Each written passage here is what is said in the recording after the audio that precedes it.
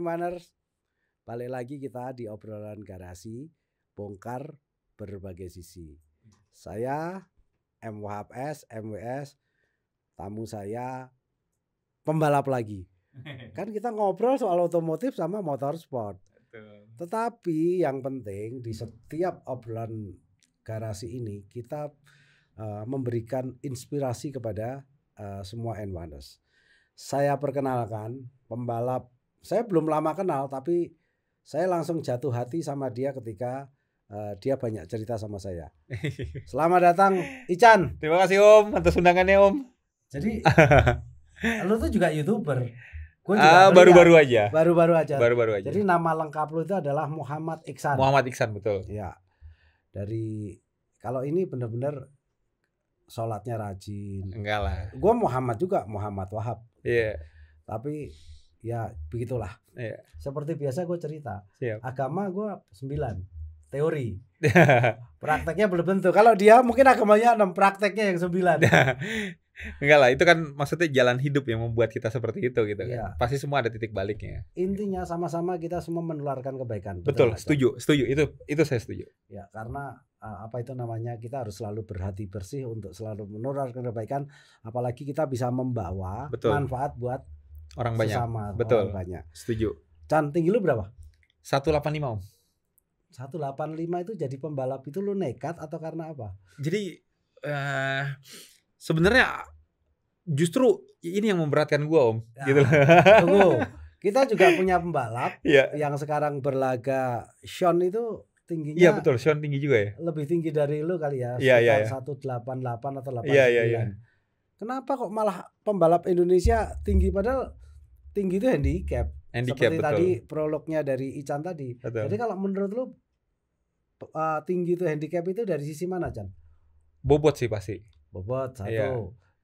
Terus kedua memang kalau mobil sih kita nggak masalah ya. Kalau motor mungkin yang akan jadi terlalu masalah gitu. Iya. Kita lihat juga pembalap-pembalap di luar gitu ya, pembalap-pembalap internasional, pembalap Eropa gitu kan, itu kan tinggi-tinggi juga. Ya gitu. kebetulan lu touring. Iya kebetulan touring itu. Tapi dia. Kalau lu pernah go-kart nggak? Go-kart cuma sekedar ini aja, kompetisi klub lah. Waktu itu ikut ODCK waktu itu namanya. Tapi sebenarnya lu nggak ideal juga kan di go-kart? Nggak ideal, sangat-sangat tidak ideal. Terlalu besar. Karena mobil lu touring space masih banyak. Betul. Tapi kalau formula ya repot. Formula repot sekali. Iya. Repot sekali.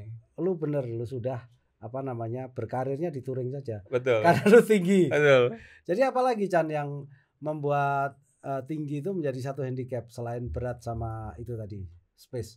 Oke, jadi kalau sebenarnya sih kalau di balap mobil handicap sih tidak terlalu ini ya, tidak terlalu dari tinggi itu tidak terlalu signifikan gitu ya. Jadi sebenarnya kalau cerita dikit balik ke belakang gitu Om ya, gue itu sebenarnya pengen banget jadi pembalap motor Om. Gitu. Jadi malah jadi pembalap motor. Pengen banget jadi pembalap motor. Pengen banget jadi pembalap motor, cuma memang jadi gini, kita cerita dikit ke belakang, tarik ke belakang gitu Om ya. Jadi gua itu dari zaman SD itu sangat suka sama MotoGP. Gitu. Saking sukanya MotoGP itu sampai gua tuh selalu beliin koran-koran otomotif, gua gunting-guntingin gambar motor. Lu lahir tahun berapa sih? Gua 86 Om. 86, lu suka MotoGP SD itu kira-kira berarti 90-an sekian ya? 90-an ya. Zamannya siapa itu dia? Masih Duhan waktu itu. Oh, Mike gitu. Duhan. Duhan, Biaggi waktu itu ya kan, CTJ Bernau gitu kan. Ini mirip Biaggi juga kan? Iya benar.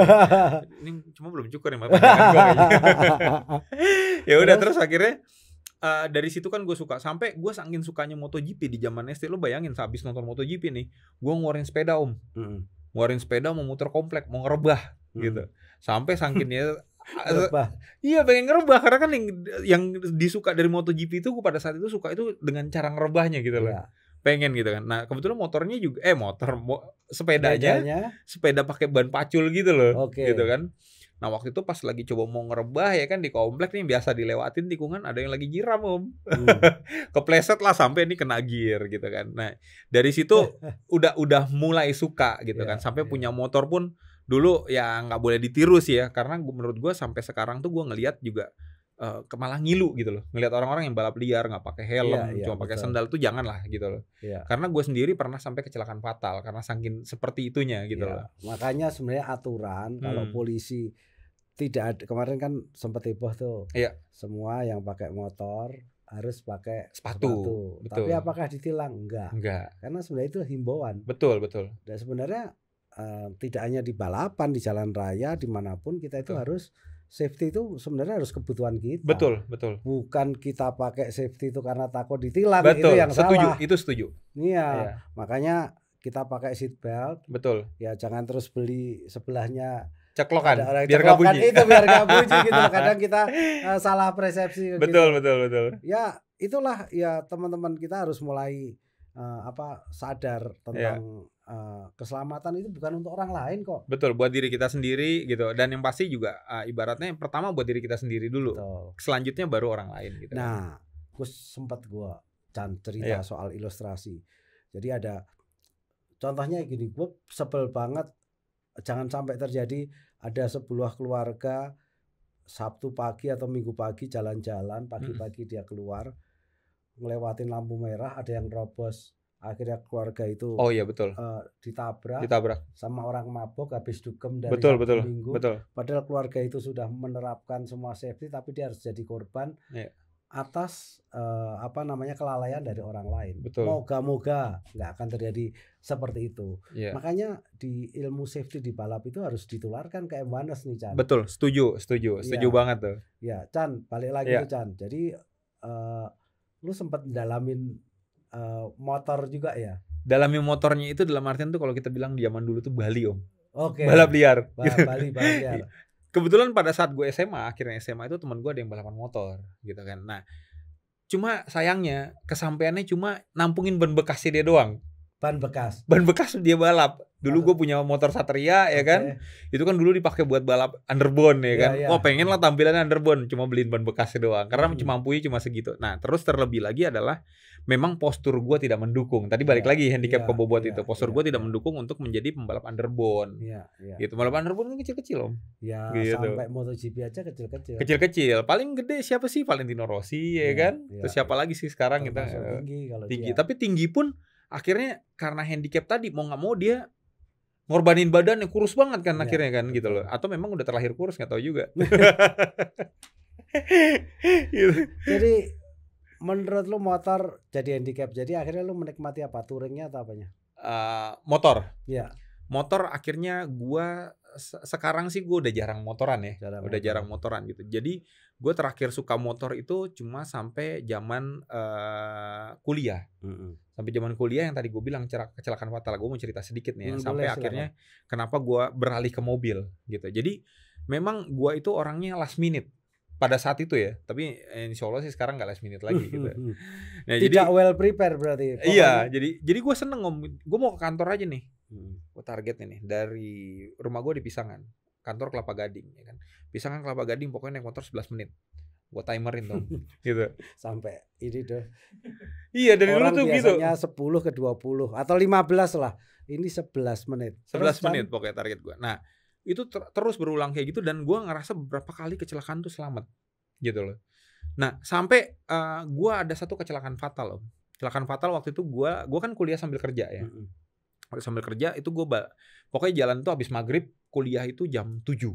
Jadi mau gak mau last minute lagi tuh ya kan, last minute. Jadi waktu itu dari pertigaan Kayu Putih waktu itu mau arah ke Pulau Mas ya kan, arah Romangun. Gue mulai tuh belagak kayak pembalap MotoGP ya kan. Lihat lampu tuh udah kayak ngeliat lampu start nih gitu. Mati langsung maju paling depan. Nah, jadi di situ tuh kan pada saat itu masih 2 jalur ya. Masih 2 jalur dan ada truk yang kita bilang tuh truk ini loh, truk apa namanya yang biasa ngangkat tanah itu yang hijau itu yang gede, ya kan? Nah, mereka itu kan belok pasti selalu manuver. Gitu, itu 2 jalur, nggak mungkin dia ambil jalur yang paling kanan kalau untuk muter balik ke kanan gitu. Pasti dia ambil jalur paling kiri. Sayangnya dia nggak ngasih lampu sen. Pada saat manuver, gitu kan nggak tahu. Gue pikir pada saat itu dia mau lurus, taunya mau manuver belok. Tiba-tiba Om itu speed gue tuh seingat gue itu udah 110 Om. 110 gue lihat wah, ini udah melintang nih. Gue inget gue ngerem itu speednya cuma turun ke 80. Nah pada saat itu dalam pikiran gue adalah, nih kalau gue tangan gue tetap di stang, nih motor bisa masuk ke dalam, tangan gue patah nih. Wah, rem depan nggak bisa, rem belakang ban udah begini-begini ngesot-ngesot. Wah udah deh, pasrah. Gue cuma nyilangin tangan gue seperti ini.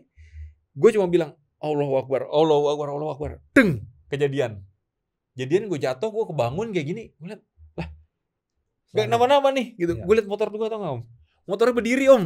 Oh ya? Di dalam nabrak truk itu. Nabrak truk, motornya berdiri, gak jatuh, gitu loh. Nah di situ gue langsung berpikir, wah, ini apa yang dalam pikiran gue tuh bener gitu loh. Dalam arti kalau gue pegang tangan gue yang kena nih, patah nih gue, gitu. Dan pada saat itu di sini cuma biru dikit, segini doang nih, sekoin gocapan kali istilahnya gitu loh. Keputusan sepersekian detik gitu. Nah di situ gue ngerasa masih gue punya mukjizat, gitu loh. Mukjizat itu dalam arti nih pertolongan Allah di situ gitu ya. Jadi banyak juga yang pengalaman hidup seperti itu yang ngerubah gue gitu loh. Nah tapi belum kapok Om. Jarak sebulan tuh sembuh Om. Tuh pada saat itu gue dijemput sama abang gue nggak percaya bahwa aku UGD nih, ronsen apa segala macam lu. Alhamdulillah nggak ada apa-apa Om, gitu kan. Belum kapok nih. Gue yakin itu Chan. Iya. Karena kalau orang baik itu biasanya cepat. Enggak lah Om. Oh enggak ya. Enggak gini. Gua tuh selalu punya prinsip gini. Gua punya prinsip dalam artian umur itu nggak mesti panjang. Ya. Tapi umur itu harus berkualitas. Gitu. Kita nggak tahu kapan kita dipanggil gitu loh. Termasuk dalam balapan. Nanti kita cerita lagi lah soal balapan gitu ya. Nah, jadi balik lagi kayaknya hostnya lu kok ini deh. Jadi gue cuma nanya satu jawabannya banyak. Gue seneng nih kalau kayak gini nih. Iya, nggak apa namanya? Karena inilah maksudnya mudah-mudahan ini bisa juga jadi inspirasi buat teman-teman. Kita kan sharing kebaikan di sini gitu kan. Gue lebih pengen ke situ aja sih sebenarnya gitu. Nah jadi pada saat itu juga gue belum kapok, motor beres gitu kan. Ngebut lagi Om, arah sebaliknya nih. Dari rumah Pisangan ke Kelapa Gading. Waktu itu mana ada yang ngajak gym last minute lagi. Cuma sayangnya gue tuh selalu seneng pakai safety full pada saat itu. Setelah beralih lah dari zaman SMA kan balap liar udah nggak pakai apa-apa tuh kan, maksudnya nggak pakai helm, pakai sendal doang gitu.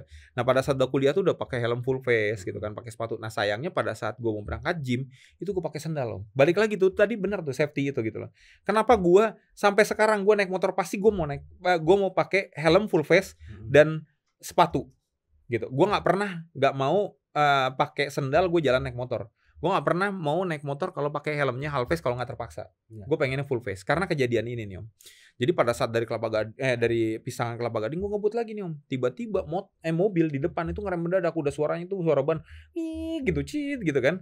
Gue ngerem juga, gue banting ke kiri, tiba-tiba dari depan mobil ada orang nyebrang. Nah kenapa dia ngerem mendadak? Ada orang nyebrang, nih orangnya ragu-ragu, maju mundur gitu loh. Cantik nggak ada kayak gitu sih, nggak ada cantik gitu. Pokoknya maju mundur. Gue ngerem, bannya itu slip lah depan, slip. Akhirnya gue jatuh karena gue pakai sendal, itu kelingking gue keiris Om. Sampai copot tuh kukunya gitu, dan dagingnya nih keiris di sini gitu kan. Ya gue juga ngerasa nggak tahu sih kok bisa numbuh lagi kukunya juga gitu kan. Bersyukur gitu, mungkin banyak minum susu kali ya. Cangkok kali. Cangkok. Kalau nggak dicangkok di stek, tinggal kita cari dia stek dari siapa ini. Iya. Nah pokoknya gitu deh Om. Dari situ, dan helm gue Om hancur sininya Om. Di situ yang ngebuat gue sampai sekarang, gue kalau naik motor gue maunya helm full face dan pakai sepatu. Bukan karena trauma, tapi karena gue tahu efeknya. Iya, tapi M1ers kan nggak perlu harus ngalamin kejadian kayak jangan gitu nunggu kejadian dulu baru menertibkan diri sendiri, jangan gitu loh.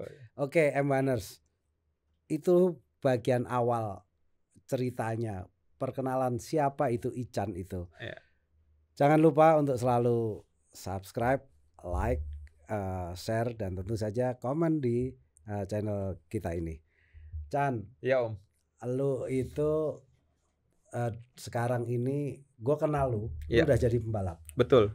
Bahkan dulu itu gue tahu lu tapi gue nggak kenal. Baru beberapa saat ini gue kenal dan banyak ngobrol sama dia. Jadi lu langsung jadi pembalap atau juga ngoprek mobil dulu Chan? Jadi awalnya tuh ngoprek mobil sih Om. Jadi pembalap itu banyak yang lahir memang. Ya kalau di Indonesia kita ngomong ya memang keluarganya pembalap gitu kan. Karena memang lingkungan pembalap gitu. Betul. Nah, kebetulan memang gua tadi balik lagi ke dulu hobinya emang ngebut doang demennya gitu loh. Nah, terus akhirnya gua sampai akhirnya karena naik motor udah kecelakaan gitu, akhirnya mutusin keluarga, udahlah nih alhamdulillah ada rezeki itu kan dapat mobil lah gitu. Pakai mobil pun masih suka ngebut gitu di jalan raya ya. Sampai akhirnya 2011 itu kebetulan main sama teman-teman di bengkel ini suka kesentul. Nah, baru masuk lingkungan balap tuh di situ. Tapi lu belum balapan? Belum balapan. Gue juga makanya waktu itu pas ngobrol sama Mas Fitra Eri, gue pikir lu balapan udah lama, kata dia gitu kan. Enggak Mas gitu, gue baru-baru aja juga, meskipun gak baru-baru juga. Gue pertama kali balapan itu 2013 Om. 2013 pakai Honda Genio gitu. Nah di situ juga berani mutusin balap karena teman-teman lingkungan balap pada saat itu kita istilahnya tuh track day kalau main di Sentul. Itu track day. Di situ gue ngeliat ada potensi dalam diri gue gitu loh. Tapi bukan bukan balapan ya. Bukan balapan. Cuma track day aja ya. Track day itu semacam latihan bareng lah gitu. Nah, pada saat itu yang main track day itu mobil-mobilnya tuh ada yang BMW, terus ada yang pakai Mini Cooper gitu kan. Gue pakai Honda Genio, gue bisa nyalip mereka gitu loh. Tapi standar Genio lu? Standar gitu loh, cuma upgrade suspension aja gitu kan. Nah, di situ gue ngelihat ada potensi, tapi menurut gue kalau gue lihat onboard gue lagi gitu ya, ini masalah gitu loh. Berarti dalam artian gue adalah orang yang paling benar dari yang paling salah gitu loh. Jadi bukan berarti pada saat itu gue juga jago gitu, enggak gitu. Tapi paling enggak gue lebih bisa lah daripada mereka gitu loh. Nah, ini tadi juga ini memang nggak sombong menurut gue lu Chan. Iya. Ya kalau di sini kita mau muci nyela juga nyela nggak apa-apa. Biasanya lebih banyak celahnya. Tapi gini Chan. Lu bilang ya best among the worst lah waktu itu. Dan zaman gue dulu ngurusin TTI, mau lihat kayak kemarin ini ya M1ers, Chan waktu saya tanya kenapa Chan ini dia langsung nunjukin di handphonenya itu datanya itu, telemetrinya itu. Saya sampai geleng-geleng Chan, zaman gue nggak ada nih kayak gini. Betul. Sampai lu masuk RPM berapa, di tikungan ini berapa, lu ngegas di mana, ngerem di mana, itu semuanya ada sekarang. Kalau dulu nggak ada. Nah, lu waktu itu pakai Genio, itu pakai apa mesinnya? Jadi gini, awalnya gua itu mesin dipinjemin Om, pakai D series tapi yang udah dioprek lah sama teman gua gitu kan. Oh, belum pakai B? Belum. Nah, sampai akhirnya gua waktu itu dapet tawaran mesin murah. Dulu mah kalau kita bilang itu kan gini, kalau kita ngomong mesin B kayak gitu kan limbah kan. Iya. Limbah yang dari Jepang ke Malaysia ke Indonesia. Gitu. Nah, akhirnya waktu itu gue dapat mesin murah ya kan, B series. Waktu itu B seriesnya itu copotan dari Integra di situ. B20? B18. Oh, B18. Oke, gue akhirnya mesin itulah gue swap engine, gue pakai di 2013. Nah, 2013 itu menurut tuh pembelajaran gue lah. Nah, sampai akhirnya di 2014 gue waktu itu punya engineer namanya Om Heron. Itu orang lawas lah gitu, dalam artian tuh senior lah di dunia engineering motorsport di Indonesia gitu kan. Nah, waktu itu lucunya Om, kenapa itu bisa akhirnya gue bisa kencang mobilnya? Karena pada saat itu kita mempunyai misi yang sama dalam artian ini, gue kepengen menjadi champion. Om Roni pun pengen di hasil karyanya ini istilahnya tuh bisa di apa ya Om ya istilahnya tuh.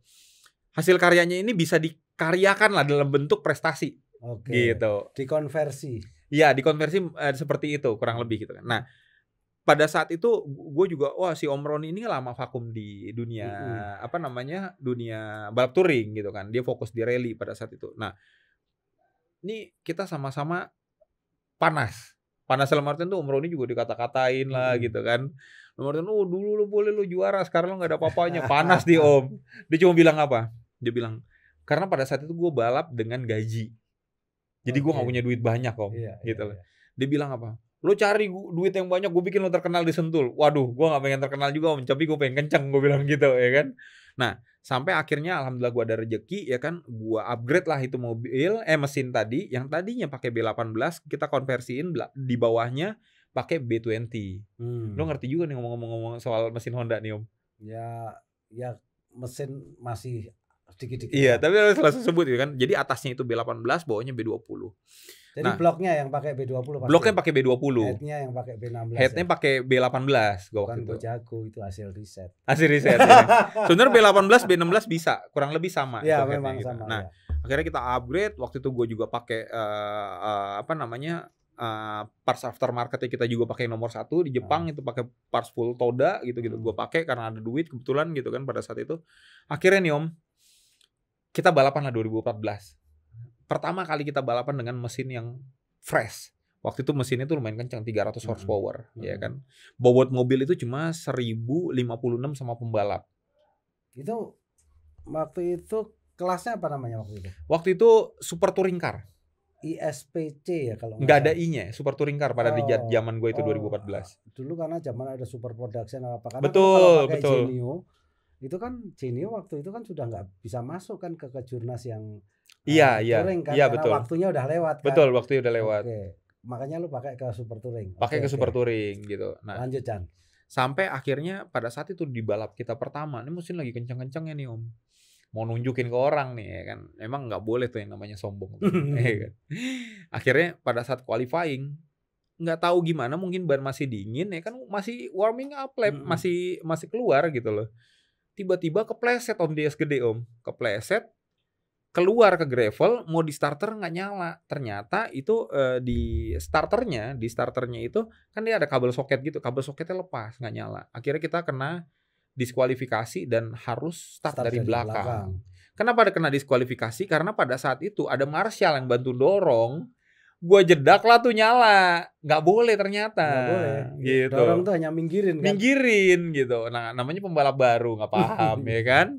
Udahlah kena diskualifikasi. Wah itu yang engineer gue nih si Om Heron tuh udah kusut aja di pojokan gitu kan. Gue bilang cuma gini, Om, udahlah Om, ini balap seri pertama. Gue bilang gitu. Perolehan poin pun kita masih panjang. Gue bilang gitu kan. Ini kita nggak mesti sekarang kok jadi juara. Besok kita start, yang penting finish aja dulu. Gue bilang gitu. Di luar dugaan Om. Itu gue start itu sebenarnya pada saat itu ada 32 starter. Sampai belokan nggak? Hampir ngelewatin ini nih, apa namanya, tempat checker flag. Iya, checker. Jadi Manus kalau startnya banyak, dulu pernah itu retro ya. Start itu nggak cuma track lurus tuh nggak sanggup, sampai start itu belok, dan itu adalah kondisi yang tidak ideal. Iya, parah banget itu, nggak boleh terlalu padat ya. Waktu itu slotnya cuma sekali, ya mau nggak mau startnya harus dibarengin. Betul. Padahal harusnya boleh dibagi dua, itu dibagi menjadi ya benar gitu loh. Oke.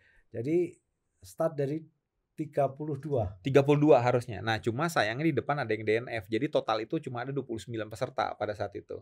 Gua ke 29 di depan safety car. Gitu. Nah pada saat start udah nothing tulus aja gitu, targetnya finish. Did not start atau did not finish? Do not start, sorry. DNS ya. Iya, do not start ya kan. Jadi akhirnya cuma 29 peserta. Nah pada saat itu start ya kan, nothing tulus aja gitu loh. Cuma pengen finish dong. Ke 1 Om. Nah dari 29 gitu loh, ke juara 1. Cuma memang ada beberapa faktor ya. Gitu. Dalam artian kompetisinya kita bukan seperti balap OMR yang mobilnya seragam. Gitu. Betul. Kita adalah balap super touring yang mobilnya modifikasi. Dan modifikasi setiap orang itu kan pasti berbeda-beda. Dan dalam satu kejuaraan STCR itu ada beberapa klasifikasi.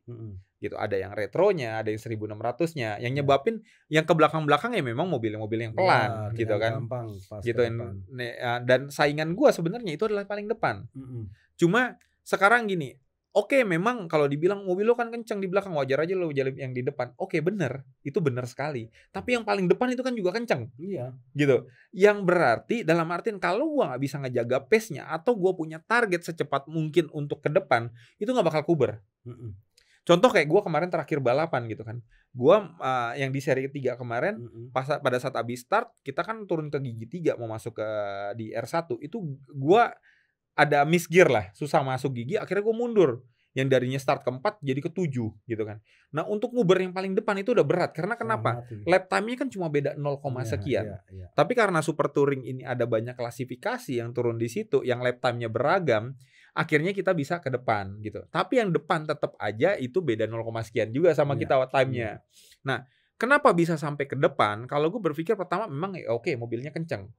Kedua, gue bisa secepat mungkin untuk ngelewatin yang di belakang. Kalau gue terlalu lama juga nyalip, gap yang di depan kan makin jauh Om gitu.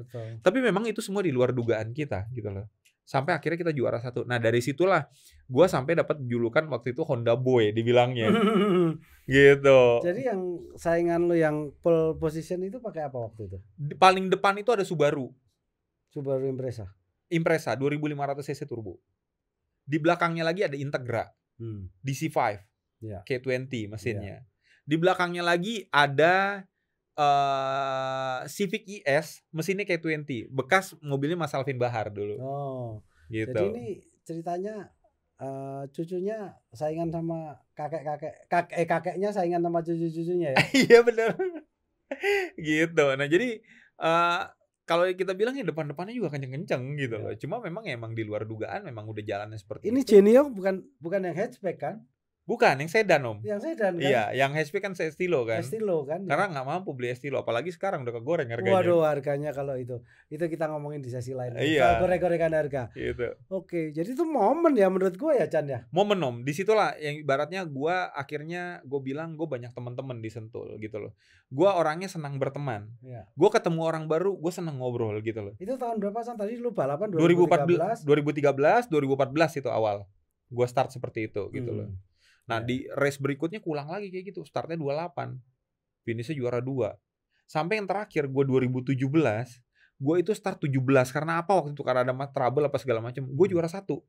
Disamperin sama Om Tinton. Om Tinton udah nungguin di pit gitu loh. Ditungguin, dia cuma mau nanyain, lu pakai mobil apa? Timor ya kata dia. Kan belakangnya mirip-mirip kayak Timor kan. Enggak Om, Genio ini. Oh gue pikir Timor. Gue lihat lo start dari tengah ya kan, dorong ke depan, dia bilang gitu. Gue pikir Timor, gue inget zaman muda katanya. Balap pakai Timor gitu kan. Nah jadi memang pengalaman-pengalaman itulah yang buat gue juga tambah mateng. Nah belum lagi dalam artian mobil ini kan memang mobil modifikasi yang gue belajarnya ini sama engineer gitu. Jadi makanya gue bukan orang yang hebat soal technical, gue bukan orang yang mengerti banget soal technical, tapi paling enggak gue ngerasa skill yang harus dimiliki oleh seorang pembalap itu bukan tentang skill driving aja, tapi skill untuk juga memahami mobilnya dan mendevelop mobilnya dalam artian bekerja sama dengan engineer-nya. Karena kita bilang yang namanya balapan ini adalah bukan olahraga individual seperti ring tinju. Tinju pun gua ngerasa keberhasilan seorang petinju pasti karena ada pelatih, dukungan dari timnya gitu loh. Bukan karena yang bawa ronde ke 1. Betul, gitu. Betul. Itu boron lah yang diselesaikan setelah tinjunya selesai. Oh gitu ya. Ya Om. Sengaja gue nggak nanya lu juara prestasi lu apa-apa. Menurut gue itu adalah sesuatu yang nomor sekian untuk gue tanyakan kepada seorang Ican. Karena gue lebih tertarik mengenai yang tadi filosofi yang lu katakan dan beberapa proses. Itulah yang kenapa kok gue kepengen menghadirkan lu. Lu kesini bukan karena lu di podium. Betul. Karena gue mengenal lu sebagai pembalap dan lu harus ngomong. Itu intinya Chan. Oke, siap. Nah, ada yang menarik nih Chan. Iya Om. Kemarin lu ikut tim namanya KDRT. KDRT, oke. KDRT itu M1ers kurang dana racing team. Iya. Itu timnya Ican sama Ridwan Hanif ya? Betul, sama Ridwan Hanif. Sama Ridwan Hanif. Tapi gua rasa nama itu ada filosofinya. Tetapi sebelum kita bahas filosofi, saya ingatkan kepada M1ers untuk ikut bantu kita subscribe, like, kemudian komen dan juga share obrolan garasi kita. Chan, balik lagi Chan. Siap. Ke KDRT. Apa sih maknanya? Okay. Ini kan orang itu ya sponsor yang tampilin Ridwan Hanif, racing team, betul. Kan itu masih pantas Chan. Betul. Nah ini kok malah Ridwan Hanif ini kurang dana. Lucu kan sebenarnya. Jadi sebenarnya itu spontan tersebut dari Ridwan Hanif gitu. Pada saat itu kan memang awalnya itu kenapa ketemu Ridwan Hanif juga karena memang kebetulan kita juga main di dunia modifikasi. Waktu itu saya support Om Mobi. Nggak tahu gimana gitu kan, malah deketnya akhirnya malah barengan sama Ridwan Hanif mulu. Karena memang Ridwan Hanif pada saat itu setiap kita ketemu nih Fitra itu selalu bilang ini pembalap juga gitu. Nah Ridwan kebetulan memang mau belajar balap karena memang dia tahu Om Fitra sibuk, jadi minta tolong saya lah, minta diajarin balap. Tadinya niatnya pengen belajar doang. Sampai pada saat di tengah-tengah kita belajar ada teman kita yang mau nawarin, ini ada Jazz spek balap OMR dan spek bisa dipakai untuk balap ITCR juga, harga murah. Ridwan beraniin diri lah, beli yuk. Ya udah terserah lo yang punya duit gitu kan, beli aja. Oke, beli. Akhirnya Ridwan berani mutusin untuk terjun balap. Nah, pada saat itu saya bilang, ya udah, ya ayo gue akan bimbing lo terus sampai lo bisa jadi pembalap yang bagus lah gitu kan. Nah, tapi pada saat itu Ridwan bilang gini, nih kan gue mau nyari sponsor ya, dia bilang gitu. Sedangkan nyari sponsor oke lah, kita bilang secara scope of work sosial media gue kuat gitu. Tapi profiling gue sebagai pembalap kan belum ada nih. Lo balap juga dong, dia bilang gitu. Paling enggak kalau gue nggak podium, lo ada kesempatan buat podium, dia bilang gitu. Nah akhirnya kita dengan satu mobil 2 kelas lah kita ikut gitu. Itu memang kita bilang tuh nggak proper lah, karena kita mesti ganti posisi duduk, kan size badan gue beda sama Ridwan Hanif. Nah akhirnya itu kita mikirin balik lagi nama timnya. Ridwan tiba-tiba bilang nyeletuk namanya KDRT. Wah, kok KDRT lo yang bener aja? Emang apaan KDRT? Kurang dana racing team. Kenapa kurang dana racing team? Jadi kurang dana racing team ini sebenarnya kita bilang pro kontra om. Pro ini gue juga kontra ini gue nggak bilang teman-teman ini negatif. Mungkin karena kepedulian mereka. Mereka selalu bilang, dalam artinya nama itu kan doa. Lu bilang kurang, lo pasti nanti kerasa akan kekurangan terus gitu kan. Nah, tapi yang mesti lo pahamin adalah filosofi di balik ini. Kurang dana racing team. Jadi kurang dana racing itu tim ini, kita sebagai manusia itu selalu merasa kurang gitu. Nggak akan rasa puas. Kita udah balap touring, punya cita-cita lagi touring, oke, gue balap nasional, gue pengen balap nasionalnya OMR. Ngelihat mobil yang lebih kencang, gue pengen balap super touring. Udah balap super touring, ada kejuaraan yang lebih bagus lagi, gue pengen balapan Asia gitu kan. Nah jadi kita pasti akan sebagai manusia ini akan terus merasa kekurangan. Nah sebenarnya kenapa kita namain kurang, itu sebenarnya malah untuk koreksi diri kita gitu loh. Yang namanya manusia itu pasti tidak akan pernah punya rasa puas. Tapi bukan kurangnya yang kita lihat, tapi adalah kita sebagai manusia tuh harus mawas diri. Gitu loh. Dalam artian tuh ya jangan pernah terlalu berambisi yang akibatnya malah merugikan diri kita sendiri. Intinya tuh gitu. Selalu kurang, merasa kurang. Makanya gitu ini sebagai pengingat. Sebagai pengingat gitu. Karena Ridwan tuh punya filosofi seperti ini, dia bilang, balap itu adalah olahraga yang membuat jutawan jadi hartawan, kata dia gitu. Tapi emang bener kali ya. Tapi tergantung jutawannya sebanyak apa duitnya om. Ini ada juga yang nggak habis-habis gitu loh. Terus terang gue agak diem itu gini Chan. Gue itu mikir, dia kan YouTuber juga, dia kan juga punya channel juga ngomongin motorsport. Bahkan dia lebih spesifik setiap ini M1ers, dia setiap balapan apa yang di setting apa itu semuanya ada. Gue lagi berpikir coba kita bagi dua deh sama si Ican sama Ridwan Hanif. Dia yang benar-benar motorsport, kita motorsport berakhlak saja deh. Karena kita bahasnya alak-alak. Alak-alak ya benar. Karena itu penting menurut gue. Betul. Ini adalah inspirasi juga menurut saya. Oke M1ers, sebelum kita tutup di obrolan garasi kita sama Ican, menurut gue value-nya nilainya gede. Karena kita ngomong dengan pembalap, kita ngomong motorsport, tapi ngomong dari sisi yang lain. Saya mau mengingatkan dulu, jangan lupa like, subscribe, dan juga komen, serta share channel kita. Gue kepengen tahu satu lagi, Chan, 2017. Ini kita ngomong tentang sebuah usaha ya, Chan ya. Sebuah usaha yang tidak lu sangka-sangka akhirnya berbuah satu hasil. Tetapi di motorsport. Boleh cerita itu sebagai penutup nggak Chan? Supaya penyemangat semuanya. Chan. Jadi gini om, kalau kita ngomong tentang pembalap gitu ya, kita kategorikan pembalap ini di Indonesia ini ada 2 ya, ada pembalap hobi, ada yang pembalap profesional. Nah profesional ini gue bilang bukan masalah tentang jago-jagoan atau driving skill atau kehebatan apapun, tapi yang gue maksud profesional ini adalah dia mampu berdiri di dalam dunia motorsport ini, menjadikan ini sebuah industri bagi dirinya dan orang lain gitu loh. Nah ini yang gue sebut profesional gitu loh. Dalam artian ya industrinya hidup di sini gitu kan. Nah jadi gue itu selalu memikirkan dalam artian tuh, ini gimana nih supaya gue tetap bisa bertahan, tapi jangan pakai uang pribadi gitu loh. Gue kan udah punya prestasi, dan prestasi ini harusnya bisa gue jual gitu kan. Cuma cara jualan ini seperti apa? Banyak teman-teman pada saat itu ngelihat gue kok bisa nempel sponsor apa segala macam gitu ya. Nanya ke gue gitu seperti apa. Gue bilang gini, lo harus membedakan diri lo ketika lo di sirkuit dan ketika lo menemui sponsor. Ketika lo menemui sponsor, lo jangan menempatkan diri lo sebagai pembalap. Tapi tempatkanlah diri lo sebagai seorang bisnismen. Ya. Yang lo menawarkan benefit buat mereka sehingga mereka tertarik untuk mensponsori lo. Profesional. Dalam artian gini, jangan menempatkan diri sebagai pembalap itu dalam artian apa? Gue nih seorang juara nasional. Lo sponsorin gue, lo akan gue tempelin stiker. Enggak, bukan cuma tempelin stiker. Gitu loh. Tapi gimana cara lo memberikan benefit lebih yang membuat mereka secara hitung-hitungan kalkulatornya, oke ini masuk. Ya. Gitu loh. Karena lo sebenarnya kalau seorang pembalap menawarkan kepada sponsor, itu saingan lo itu juga bukan hanya pembalap yang lain.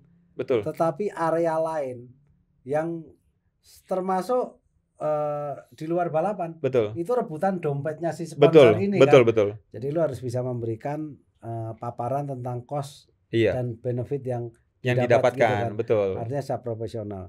Jadi waktu itu kalau nggak salah, lu pertama perusahaan rem ya waktu itu ya. Jadi gini, awalnya itu kita disponsorin sama nyebut brand nggak apa-apa. Nyebut brand nggak apa-apa ya. Oke. Gue waktu itu disponsorin sama Eneos. Itu ada ceritanya juga sebenarnya Om. Gue disponsorin sama Eneos itu tahun 2014 akhir.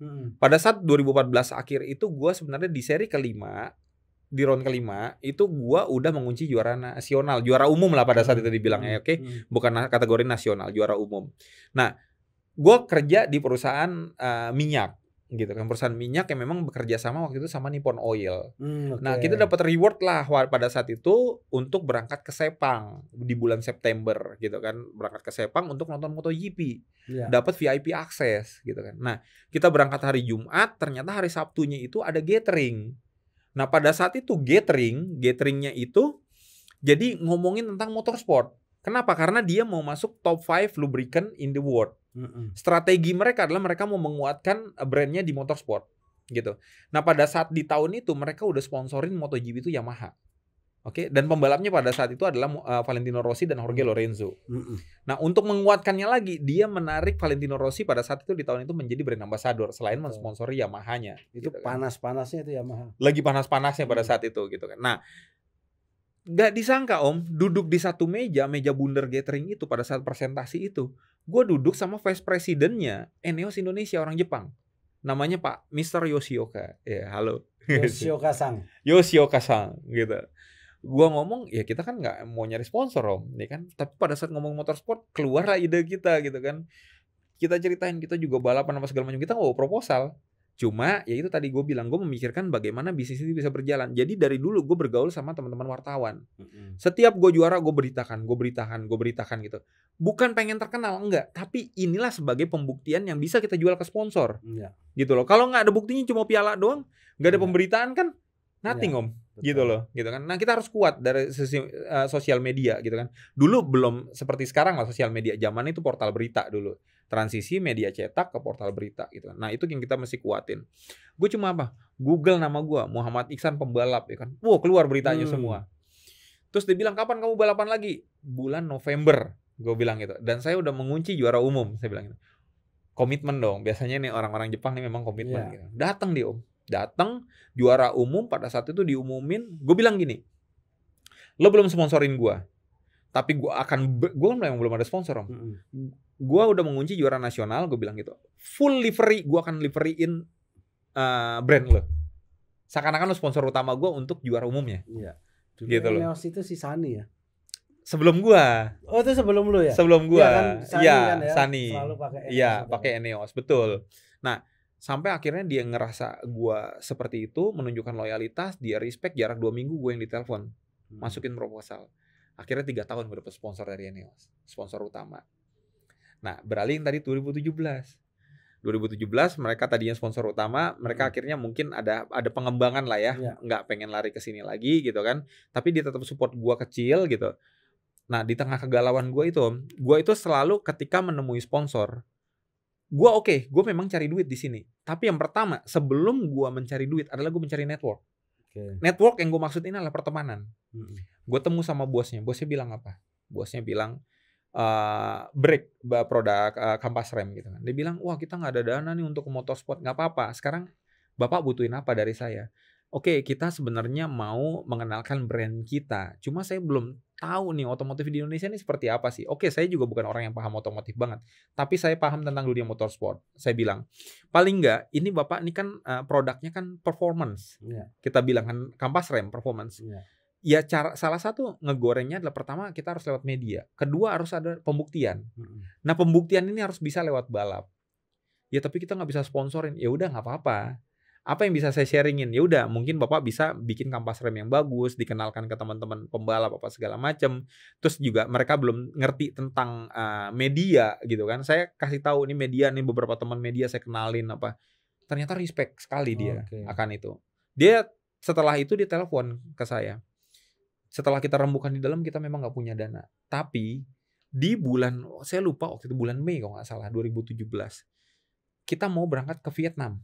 Ketemu sama ownernya. Jadi pabriknya ini ada di Taiwan dan Vietnam. Vietnam ini memproduksi kampas rem motor. Mobilnya di Taiwan. Nah tadinya pengen berangkat ke Taiwan, cuma ngurus visanya nggak sempet. Dibawalah saya ke Vietnam. Itu puasa hari pertama. Dibawa ke Vietnam. Bawa proposal ya, presentasi sendiri. Itu saya juga bingung tuh presentasinya. Karena memang kebetulan ownernya ini nggak bisa bahasa Inggris juga. Saya juga bahasa Inggrisnya juga susah-susah gitu kan. Nah kebetulan ada anaknya yang jago bahasa Inggris. Oh untung. Dibawa anaknya. Presentasi lah saya. Pas malam takbiran. Telepon. Proposal saya diterima. Dapat sponsor. Jadi mulai 1 Muharram ketemunya satu Ramadan. Dapat itu 29 atau 30. Iya. Pas banget malam takbiran ditelepon. Bisa nggak ini kan malam takbiran saya nggak mau ganggu. Nggak apa-apa, takbiran aja saya bilang. Ini urusan sponsor mah berangkat gitu kan. Berangkat tuh saya nyamperin dia, ketemu ya kan. Akhirnya udah DCC, udah berikutnya saya dapat duit, udah fully free, saya bikin launching yang bagus gitu kan. Dan akhirnya 2017 itu lah penutupan terakhir saya menjadi juara umum Super Touring. Gitu. Jadi memang penuh perjuangan sih. Penuh. Gitu. Oke, M1ers. Mungkin ini gue sebut channel lu apa yang lu KDRT di YouTube. Kurang Dana Racing Team di YouTube. Kurang Dana Racing Team lu cari ya. Nanti gantian di channel KDRT lu harus nyebut obrolan garasi. Iya dong. Ini adalah bentuk kolaborasi antara kita sesama podcaster. Ya. Jadi kita ini semua bersahabat. Mungkin bedanya kalau Ican ini di KDRT itu lebih banyak ngomongin motorsport dari spek bener-bener. Kalau kita ini mungkin channel obrolan garasi adalah channel motorsport dan otomotif yang paling berakhlak hari ini. Karena ada Ican. M1ers, ini adalah ujung dari obrolan garasi kita hari ini.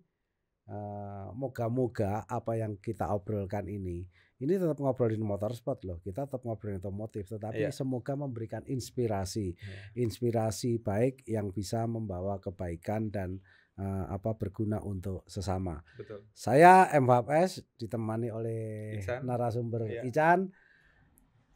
Sampai jumpa di obrolan garasi bongkar berbagai sisi edisi mendatang. Sampai jumpa lagi.